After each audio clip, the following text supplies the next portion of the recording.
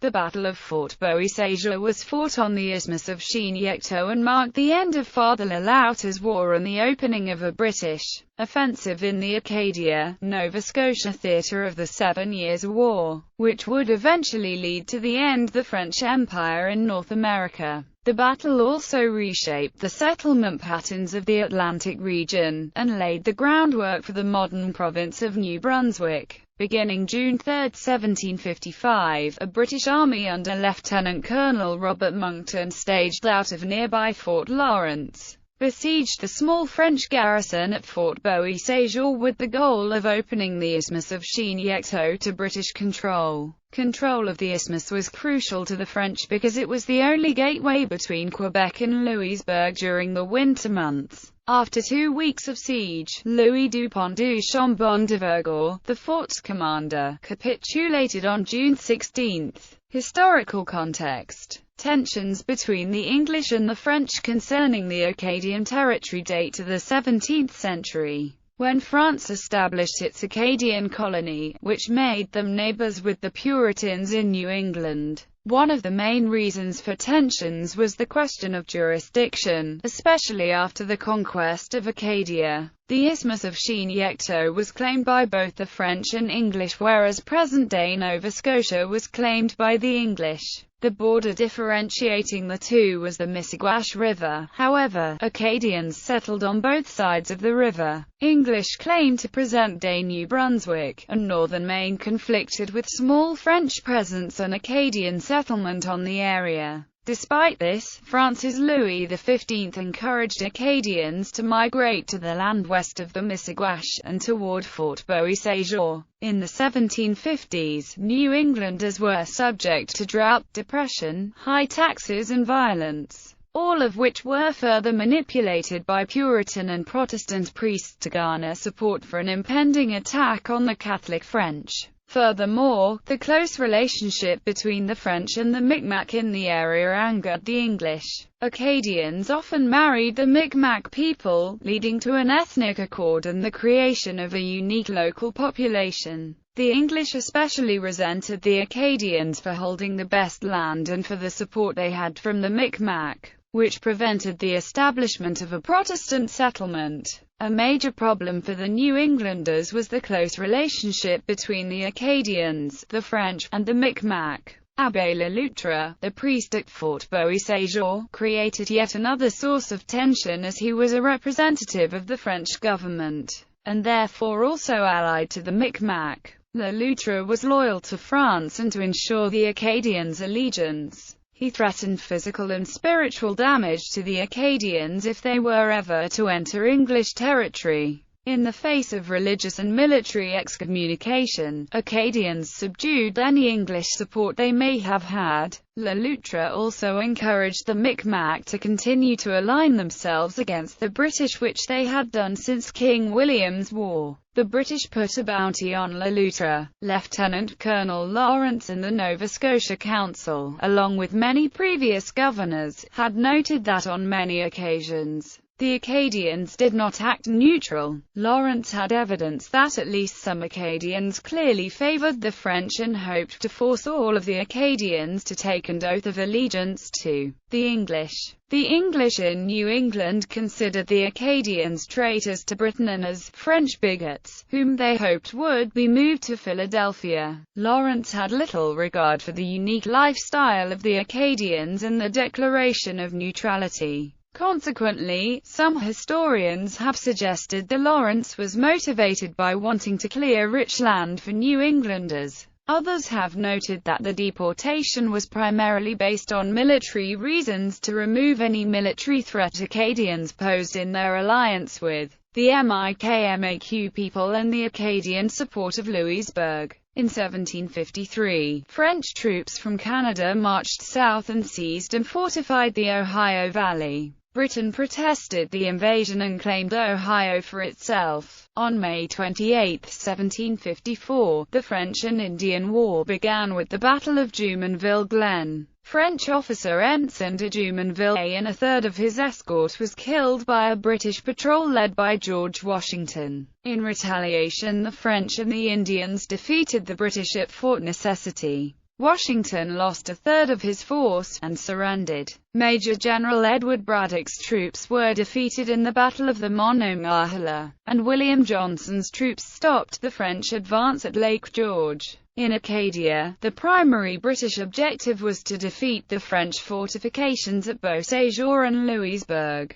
The British saw the Acadians' allegiance to the French and the Wabanaki Confederacy as a military threat. Father Loutre's war had created the conditions for total war. British civilians had not been spared, and, as Governor Charles Lawrence and the Nova Scotia Council saw it, Acadian civilians had provided intelligence, sanctuary, and logistical support, while others had fought against the British. Throughout all of this, the British were nervous about French and native invasion. As a result of native raids supported by the French, some British settlers left their settlements. As a result of the military build-up at Chignecto, as part of the larger coordinated effort of the French and Indian War, the governor of Massachusetts, William Shirley, planned to take Fort Beauséjour. Shirley's intelligence fomented the idea that the only way of saving Massachusetts was to attack Beauséjour. Fort Beauséjour. Construction and espionage. In 1750, the governor of New France, Jacques-Pierre de la Jonquière, heard that the English were building a fort in the region of Acadia. This fort later became Fort Lawrence. In response, the French decided to build Fort Beauséjour. The building of the fort began in 1751, and the plans created by a military engineer named Jacques de Piedmont, who became a lieutenant in 1752.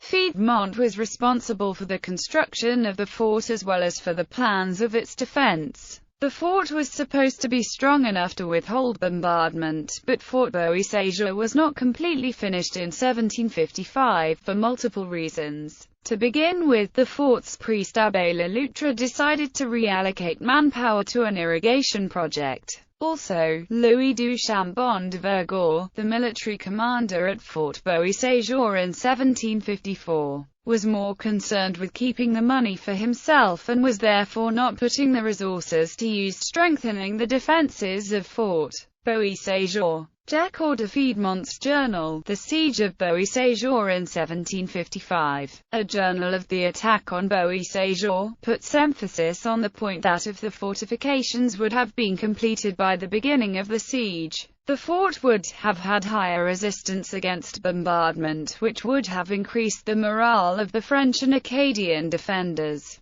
Piedmont continually insisted on working on the defenses because of the fort's weaknesses, yet this work was never completed. Another important figure at Fort Beauséjour at this time was Thomas Picon, who, having originally studied medicine in France, was the commander's secretary at Fort Beauséjour. When Fort Beauséjour was affected by an epidemic of food poisoning, Picon traveled to Fort Lawrence to discuss his medical notes with the English surgeon. The conclusion was that a poisonous herb was being used in food, instead of the parsley the French thought they were using. From this, Picon became friendly and on good terms with the English at Fort Lawrence, visiting the fort regularly as he felt that people did not recognize his value at Fort Beauséjour. Picon did not trust either Commander Vergor or the priest Abbé Loutre, who, while underneath Vergor in the hierarchy, was the real figure in charge. Picon eventually met the commander at Fort Lawrence, Captain George Scott,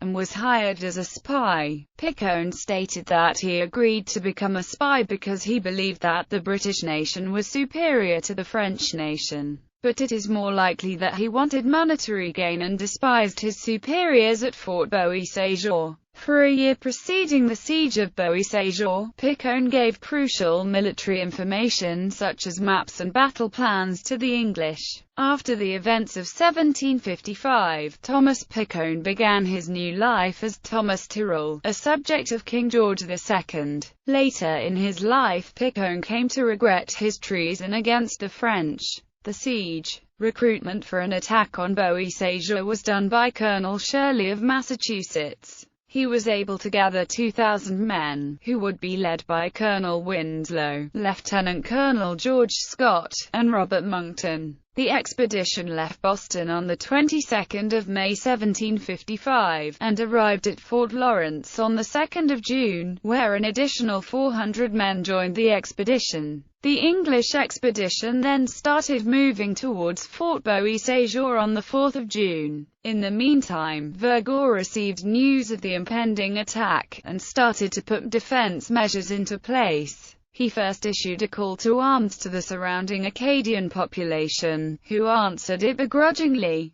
The Acadians asked their governor to threaten them, in order to be protected from execution for treason from the English. Fort Beauséjour had a maximum of 1,000 men to defend it.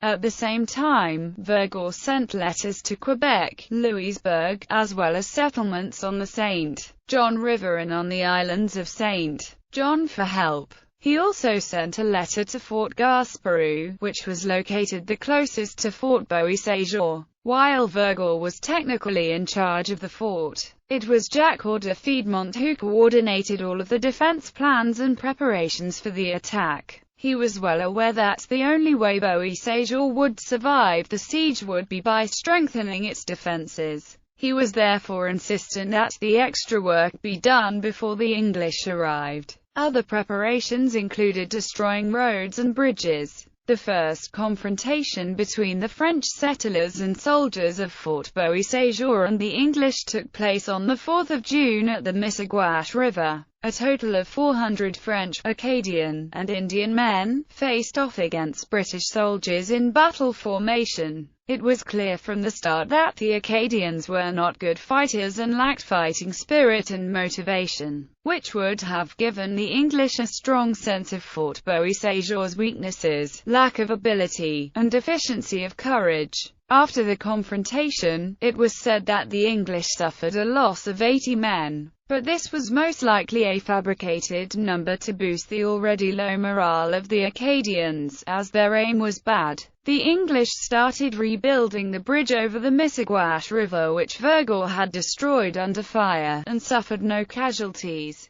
The night of the 4th of June, Vergor continued to put into place defense mechanisms, this time setting all of the surrounding buildings, shops, and homes on fire. This did nothing to improve the worsening morale of the Acadians, as these were their homes. Vergor, Abbé Loutre, and Piedmont were doing anything they could to improve the morale of the Acadians and of the soldiers. Vergor emphasizes the coming help from Louisbourg. Piedmont also worried about the level of motivation of the Acadians, as he desperately needed them to work in order to continue to fortify the defenses. The few men he found who were willing to work were not nearly enough. On 7 and 8 of June, native allies of the French had captured an English officer called Hay, and brought him to Fort Beauséjour as a prisoner, as well as an English deserter. The English officer made clear to the officers at Fort Beauséjour that the English had a very strong force and heavy artillery. On the 9th of June, intense rain gave the Acadians yet another perfect excuse not to work on strengthening the defenses. But no such excuse was used by the English, who continued to build their trenches and prepare to start the siege. On the 11th of June, Piedmont tried again to motivate the Acadians to finish the defenses, but no to avail. On the 12th of June, an officer by the name of Ans left with 180 men to attack Lieutenant Colonel Scott, but came back later that night without ever having fired a single shot. The entire situation definitely did not help raise the morale of his fellow officers and soldiers. The English started bombing Beauséjour on the 13th of June, with artillery that was much stronger than anything Beauséjour had. The men at Fort Beauséjour were rapidly losing what little morale they had left, and many Acadians were simply deserting. On the 14th of June, Vergor received news that the port of Louisbourg was being blocked by the English, and could therefore not send help. As the general morale was already at its ultimate low, Vergor decided to keep this news secret.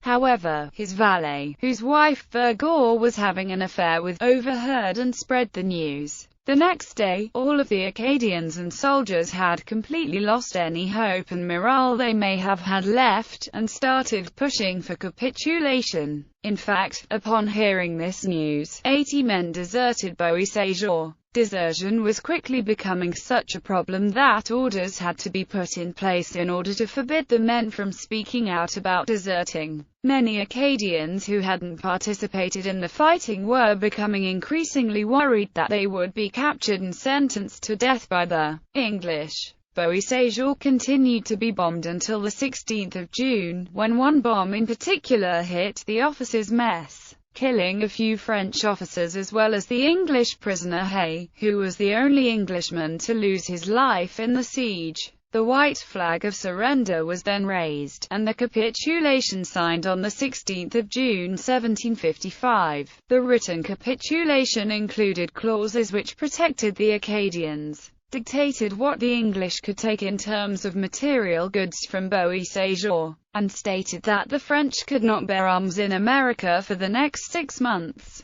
Fort Beauséjour was taken possession by the English at 7:30 p.m. In the evening of the 16th of June, the English offered Fort Gaspereau the same conditions, which were immediately accepted and signed. Immediately after the Battle of Fort Beauséjour, Robert Monckton sent a detachment under the command of John Rouse to take Fort Menegucha. The Bishop knew that he faced a superior force, so he burned the fort and retreated up the river to undertake guerrilla warfare. The destruction of Fort Menegucha left Louisbourg as the last French fort in Acadia. Bishop made his first strike in the Battle of Petit Kodiak. Aftermath. The capture of Fort Beauséjour was a deciding factor in relations between the British Empire and the Acadian population of Nova Scotia. For decades, Britain had been struggling to extract an oath of allegiance from the Acadians, who maintained that the conventions of 1730 had secured their neutrality in all future Anglo-French conflicts. Such refusal, combined with French colonists' repeated attempts to incite rebellion among their fellow French speakers,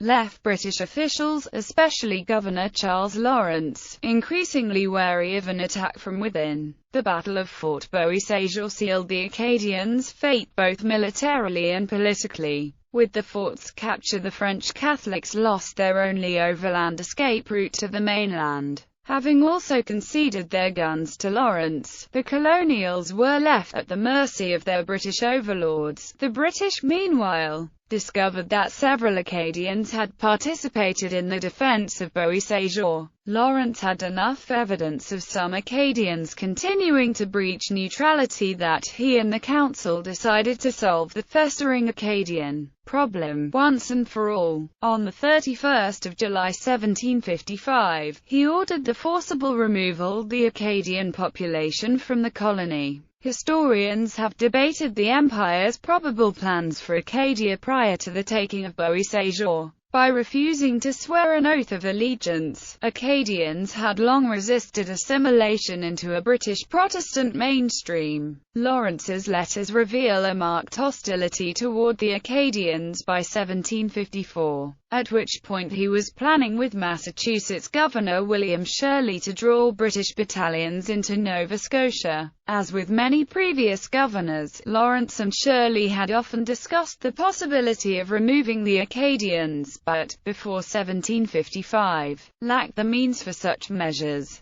If not for General Edward Braddock's humiliating defeat that same year, Lawrence might have extended British control well beyond Acadia, eliminating the perceived need for mass deportation. Fort Beauséjour was renamed Fort Cumberland by the British. It quickly became a major hub of Acadian expulsion, but saw little military activity during the rest of the 7 Years' War. The fort would face another siege with the 1776 Battle of Fort Cumberland during the American Revolution.